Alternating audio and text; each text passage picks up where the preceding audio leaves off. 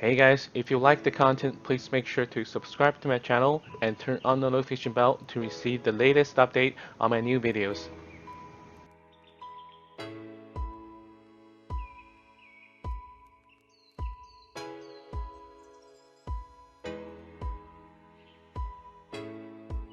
What's up everyone, it's Skeezy Fox here.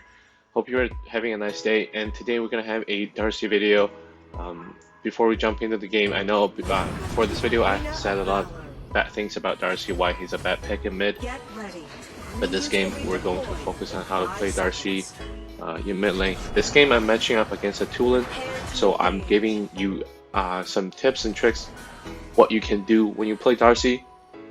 So first thing first, we're gonna talk about Darcy's magic lifesteal. He has 100% magic lifesteal multiplier on all his 3 skills. What that means is, usually mage only have 35% lifesteal multiplier, and Darcy just have 100% on all his skills, all his 3 skills. So which is very, very good. That's why you want to have some magic lifesteal arcana with your build. It's going to help you sustain yourself in the lane.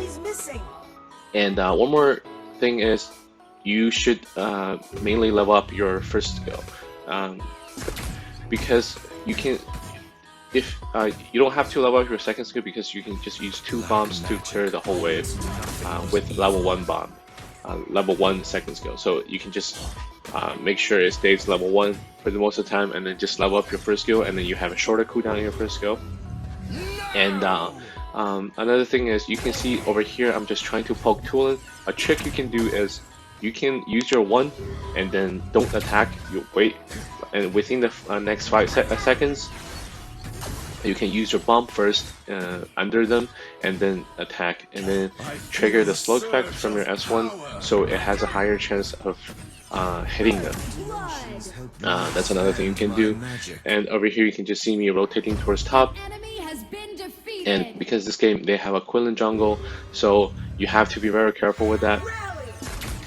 So sometimes when you want to run away from enemy, without your flicker, you can actually just use 1 but not use that auto attack from the S1. That makes sure that you're gonna have the full 1.5 seconds duration of your void dimension, so that they can't really target you during that 1.5 seconds. So the thing is, by doing that, you want to make sure you don't attack too early, so that you lose that effect, and then the enemy can just target you.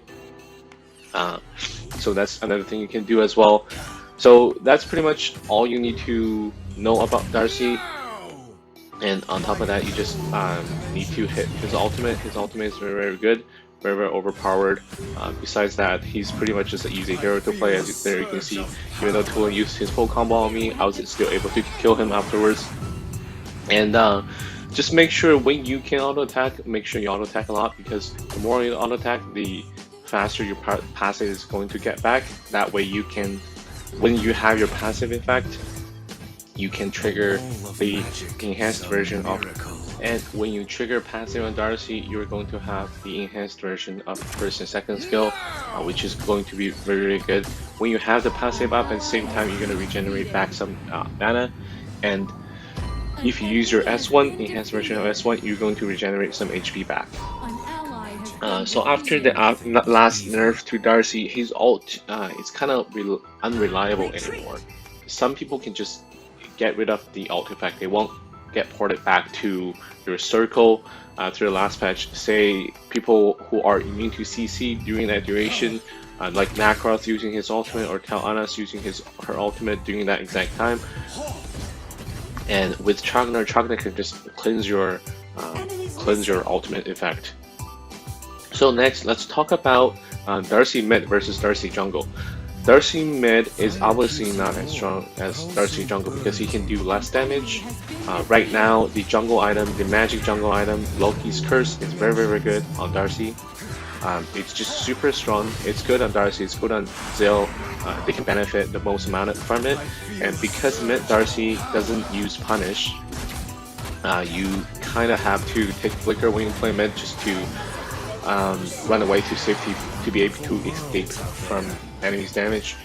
So you have to take Flicker for mid, and when you take Flicker, you can't build Loki's Curse on your mid Darcy. So on a damage output level, mid Darcy isn't going to be as strong as jungle Darcy, but you have a extra Flicker to make play with. That's what you can do with your Flicker. So I think mid Darcy is still okay, just because he can clear 2 waves with his S1, level 1 S1, and he can regenerate 100% of the damage he deals during that time with his lifesteal. So that means if you do 100 damage with your S1, you're gonna regenerate. Say if you have 10% magic lifesteal, you're gonna have 10 HP back. Unlike other mages might only have 3.5 or 5 HP back with that 100% magic lifesteal, just with the multiplier thing. If you guys are confused about it, about how magic lifesteal multiplier works, I have a guide on Reddit. You're welcome to just search it up and try to find out the guide. I explained a bunch of multiplier for every mage hero in mid lane, so I think that guide will help you guys understand it better. Over here you can just see me us ganking that Omar.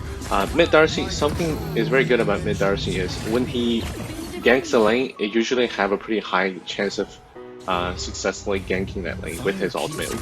If you can hit your ultimate, the chance of getting a kill onto that lane is very, very high. So over here you can see me just holding on to my passive, waiting for that Tulin to jump in actually, but he ran away, so we just use the passive. The thing is, after you use your S1, you have 5 seconds to use that auto attack, enhanced auto attack from S1, and that auto attack has a longer range than your normal attack range. How long is that range? The range is pretty much about, it's longer than the tower shot range. So you can actually use your S1 and poke tower without getting any damage like that. So over here, our jungle is low, but I saw that Omar was in Gautam's ult, so that was a free kill for me. So Darcy, I think, is quite afraid of assassins, especially against Quillen, against anyone who can one-shot him, against Zil. He's quite afraid of the burst damage. You can see that Quillen is just super low, and I killed him with my dragon buff. So, so this game, if that Quillen tries to jump on me, the only way I can escape is to use my Flicker, and Flicker is not reliable against a Quillen because he can just jump on you when you have your back against him. So the only way I can avoid that damage from Quillen is to use my S1 and then wait for the full duration of when after my S1 finish, and then if he's far away from me, I can just come back and do the damage. You can see the Quillen is around me, but he decided to jump on our Tel. So over here, I just ported back to my ult and used my ult attack from S1 to clear up that fight. But I have to retreat because they have a Quillen. They can just get a kill on me, and I don't have anything else to run away. So other than that, there's one more interesting thing about Darcy is so your auto attack can help you regenerate your passive. But one interesting thing about it is if you keep auto attacking without any stop, without any pause, you're gonna need more auto attacks than if you were just going to hit and run when you are auto attacking and with a pause in between. What I mean by that is if you're just standing there, not moving, and keep auto attacking without a stop, you're gonna need like about 11 auto attacks, I believe, to get your passive up. But when you are moving and auto attacking at the same time, you're gonna need only about 9 auto attacks to get your passive. I think that's because Darcy still regenerates his passive when he's not attacking, just like 2 seconds after his last auto attack. So so that's one more thing. So you don't have to just keep auto attacking to get his passive. If you do want to get it as soon as possible, it's not going to help you the more attacks you make. So that's very interesting. So that makes sure you can just keep on moving, play like a marksman, reposition yourself each time you make an auto attack. Over there you can see me just got an alt onto Tulin, caught him on the edge of it, and it's pretty much he was dead afterwards. So one thing I find pretty hard about Darcy is he is quite hard to play with his ultimate. If you want to aim your ultimate very well, you have to know that the ultimate doesn't trigger its effect right after you put it down. It will start counting like say I think it's like 1 second after it will activate itself 1 second after you cast it. So over there it will activate itself 1 second after you cast it. So over there, I shouldn't really die. I can just cast my ultimate into into the river and then run away.